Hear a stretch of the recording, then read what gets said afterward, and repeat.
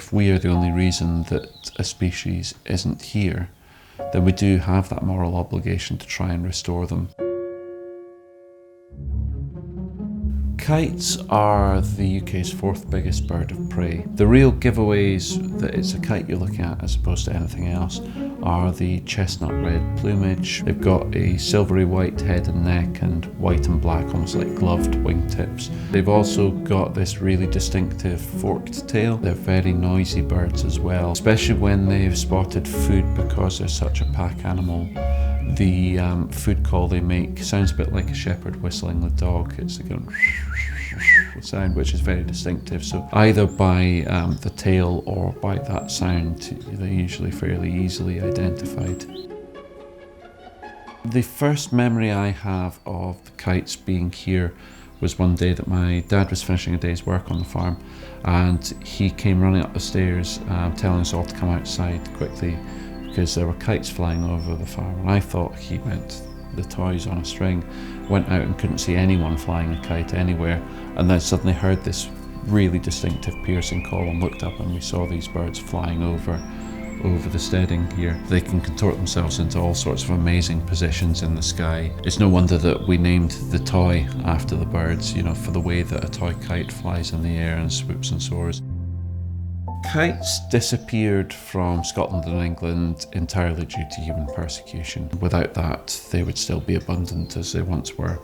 The last birds we know of in England were the 1870s, and the last ones that I've been able to find any record of in Scotland was 1917. So the RSPB began a reintroduction project in central Scotland between 1996 and 2001 on the estate right next door to here, and the kites very soon after being released there came onto Argaty, and they've never left us since then. They're brought back to bolster the UK population, and now they're doing really, really well. We have something in the region of about 20% of the world's kite population on this small island, which is a real sign of progress.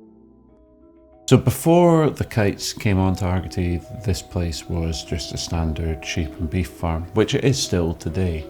You know, we just have a lot of slightly wacky diversifications now. The arrival of the kites really changed everything for us. When the kites came, we started seeing all these unknown cars coming up. We realised that the word must be out that the kites were here. That demand is what gave rise to the idea of starting up this feeding project. We realised there was an appetite for it. All these years later, we're still doing the same thing, still feeding the kites every day, and people from all around the world come here to see these birds and to learn their story, which is quite special. Kites are largely scavengers, and one way or another they always feed on food that people provide for them, be it busy roads, wind farms, train tracks, or feeding stations like this. Each day we provide the kites with a small supplementary feed to top up what they find in the wild, and we run ranger-led tours from this viewing hide where people can come and see them, learn the history from persecution to extirpation to reintroduction and beyond, and enjoy their spectacular flight. A friend said to me a few years back that people that are interested in rewilding are often motivated by a powerful sense of injustice, and that really stuck with me.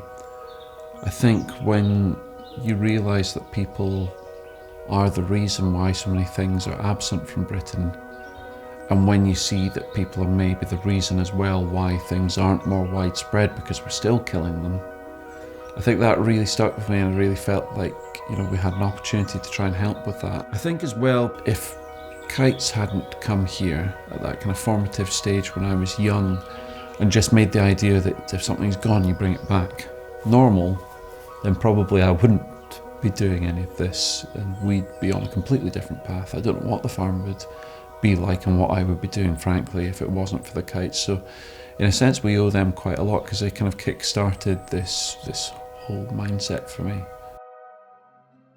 Most of the time you have to bring things back to restore a viable population, and you can see that just the ecosystem isn't functioning as it should be because we've altered it so much, we've taken so many bits out. Whether that's restoring species or replanting lost woodlands or all that, I think it's all really important and all has to be done. I mean, I see a lot of places that are doing a great job of restoring nature. I see a lot of places that are doing a great job of producing food, but we really need to be doing both. It's not that you have to turn a farm upside down to restore a bit of wildness to it. Hopes for the future for red kites would be that this population continues to grow, they continue to do well, that we can tackle some of the issues that still affect them regarding human persecution, and allow the population to just keep on growing nicely to the point that they're just everywhere again as they should have been.